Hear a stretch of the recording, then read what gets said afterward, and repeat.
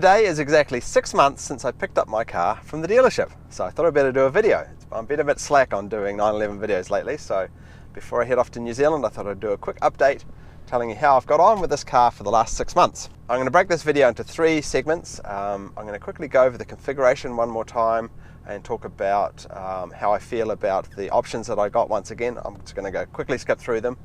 Overall, I'm delighted with how I configured this car, so it's pretty positive overall. The second one is I'm going to go over the problems that I've had and wear and tear items, which are pretty minor at this point. And finally, I wanted to answer some of the most common viewer questions and some of the more oddball viewer questions as well. Okay, let's have a quick look at the configuration that I got, and I'll quickly go through all the items. Probably the most notable thing about my car is not what I got, but what I didn't get. I didn't get PDK, and I didn't get the Porsche Sports exhaust system, which a lot of people were convinced not having those two things would be the end of the world, which of course it isn't. The rest of the configuration is just down to my personal taste. I'll give you some thoughts on that as well, but overall delighted with the configuration still. So no PDK. You know, most cars, I think more than 90% of 911s have PDK, and a viewer of mine was kind enough to let me drive his Targa while I was in Germany. Oliver was very kind to let me drive his Targa, and I'm hoping to put together a video about that. And he had PDK, and I can see why PDK is so great in Europe. You know, we drove on the Autobahn just a little way, and you know, just having that instant response there with the PDK really made a big difference in that car, and I can see why in Europe you would want the PDK. But here in the US, things are a little bit more of a relaxed pace, and I've done a video on PDK versus manual, and I love the PDK as much as I love the manual. You know, there's so many advantages to PDK, but back driving my car every day, I'm delighted with the manual. I'm delighted with how much I interact with the car, and I love the way I go through the gears as I come down an off ramp, or I go up the gears as I'm accelerating. You know, it really adds a level of involvement to the car that it wouldn't have if I had the PDK. So yeah, I'm still delighted to get the manual, and I think this car is going to be a little bit more sought after because of having the manual. But that's not taking anything away from you guys that have got the PDK. Also a good transmission. The sports exhaust system, that is a lot more rare. You know, very few people don't get the sports exhaust system. I'm very pleased I didn't get it. If Porsche still offered the sports exhaust system with the 4 pipes that look like mine, I would be a lot more willing to get it. The biggest problem I have with it is the look. To me, the sports exhaust system looks like, you know, it makes the car look slimmer for some reason. You know, side by side, the sports exhaust cars don't seem as wide, even though they're exactly the same shape. The other thing, it kind of looks like a Volkswagen Beetle to me as well. I just don't like those 2 pipes. So for me, it's not about the functionality, it's more about the look. But I do plan to do a video comparing the two. It's one that I should have done by now, because there's some quirks about the sports exhaust system that people perhaps don't know. And it makes a lovely sound, don't get me wrong. I'm just not that fussed on the look, so I'm pleased I got the 4 pipes, and I'm still delighted with the sound this car makes. The other features I got in this car, well, of course I got the Carrera 4S.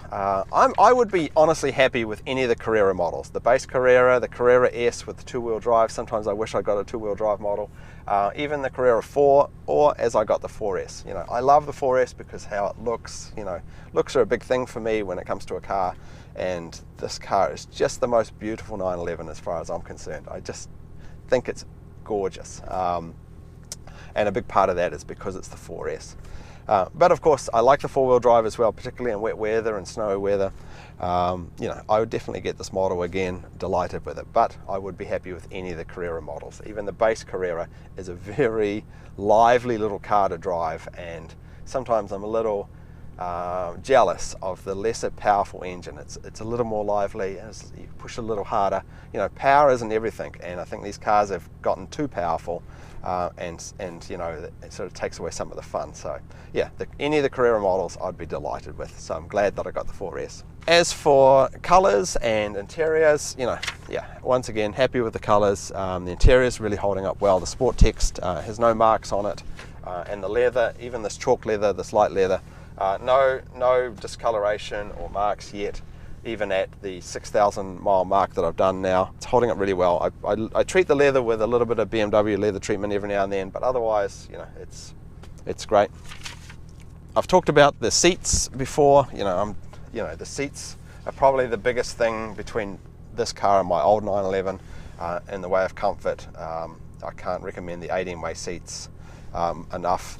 They are expensive, but boy, they transform the comfort of this car if you're a shape that fits these seats well. Some people, I'm not broad-shouldered or anything, so, and I'm 6 foot tall. These seats just fit me perfectly. I just snuggle in there, and they really make driving this car a joy. The rear windscreen wiper continues to be awesome. For those of you that hate the rear windscreen wiper, because it's very uncommon here in the US, I can confirm it adds about 15 horsepower. So the rear wheel steering, I originally brought that to improve the turning circle of the car more than the performance, but I'm starting to notice some of the difference with that rear wheel steering when I take the car out on the track. And I'm doing more track days and motocross days, so I'll do a separate video on that at a later date, how I'm enjoying tracking this car. Yeah, it's a lot of fun. Sport chrono package, I think I said in a previous video, it's like a $2,000 clock. Well, of course, another big feature of the Sport Chrono package is the rev matching and the manual gearbox, which turns out I love. I love dropping through the gears as I come off and off ramp, and it just makes having the manual transmission that much more enjoyable, having the Sport Chrono, so I'm pleased I got that. Seatbelts in silver grey. This is the only thing I'd change in this configuration if I bought this car again. It's now available in chalk, the bastards. They added chalk like a month after I got my car, so yeah, they would match more perfectly, but the silver grey still looks alright. And finally, the Bose system, which, as I've said before, I'm delighted with. I had low expectations of the Bose because it was not that great in the 991.1s, but yeah, they've really improved the Bose and I'm delighted with it. Even better in my mind than the Harman Kardon system that I had in my M4. Okay, on to wear and tear. The biggest wear and tear problem I had was, of course, I had a big dent in the bonnet or the hood of the car. That got fixed with paintless dent repair. They just came in underneath it and whatever they do, they fixed it without even taking the paint protection film off. There's still a mark in the paint protection film, but I don't care about that. I can always replace the paint protection film on another date, at a later date. Not a big deal, as long as the paint is fine and there's no dent. That's all I care about, so it's back to being fixed. The other problems I had with the car, I had a few problems with Apple CarPlay. Since an update to the iPhone and an update to the PCM, a lot of those problems have gone away. It now shows the little icons down the side and it doesn't crash as often. Still has a few problems, but I'm pretty happy with Apple CarPlay in this car. I also had a problem, if you remember, with the speech operation on the PCM not working. It's a factory issue, a configuration factory issue that Porsche North America finally fixed. So this car's going in to get that little button working probably in about 2 weeks' time. I also had a problem with the HomeLink system. They changed something in the HomeLink system. Now it works every time. Great. And the only other remaining problem, I think, is the little bit of leather that's peeling off down the bottom here. Strangely, they didn't want to glue it. They're going to replace that whole panel. So if the panel doesn't look exactly the same, I think I'll just keep the panel and glue it myself.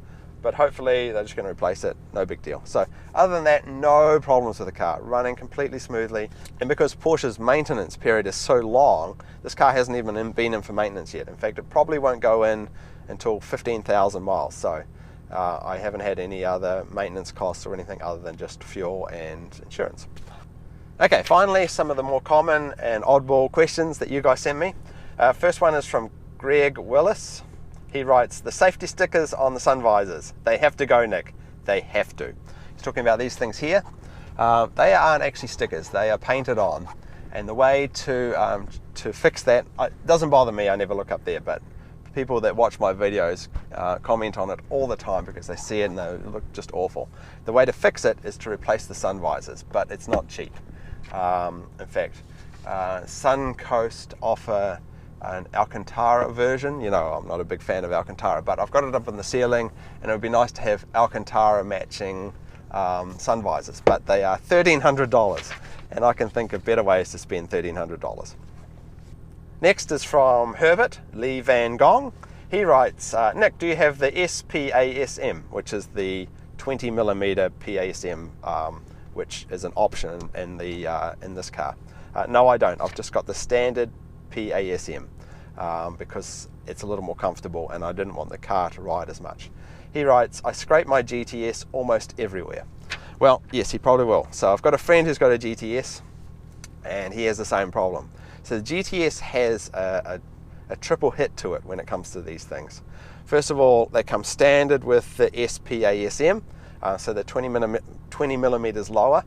And secondly, you know, Porsches have got a very long nose to them. The front wheel base is a long way back from the front of the nose, so when you lower a car even a little bit, it does make a difference to how much they scrape. But of course, the GTS models have the sport front fascia, which stick out a little bit more and are a little bit lower. So my friend with the GTS is scraping on everything, and when he comes into my car doesn't scrape at all. It's got a little bit of a lip to it, but I can drive my 4S up my drive at any angle and have no scrape, whereas he has to come in at a very slight angle and then turn up and he still scrapes. So yeah, there is a big difference between standard configuration like mine and the GTS because of that front fascia.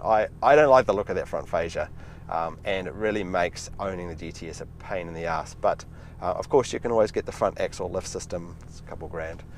But yeah, it's nice to be able to get around everywhere and not scrape, and that's sort of what my car's configured to be like, which I'm pretty pleased. Next is a bit of an oddball one from Craig W. Craig writes, Nick, is your Grindr profile Monkey Nick 3NZ? If so, can you add some photos?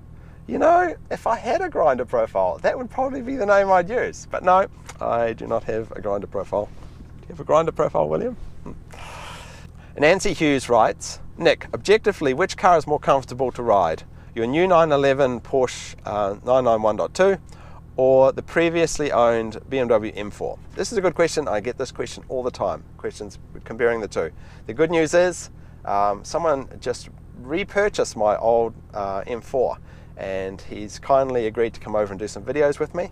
So we're going to do some videos together and I'll compare the cars then. I think that will be some pretty interesting shots, and we'll do some drag races, and it'd be nice to sit in my old M4 and relive the good times. And finally, a series of questions or comments that I often get about Tui being in the car. People will go mental about Tui being in the car. Here's an example. Pedro writes, I would never let a fucking animal inside my car, period.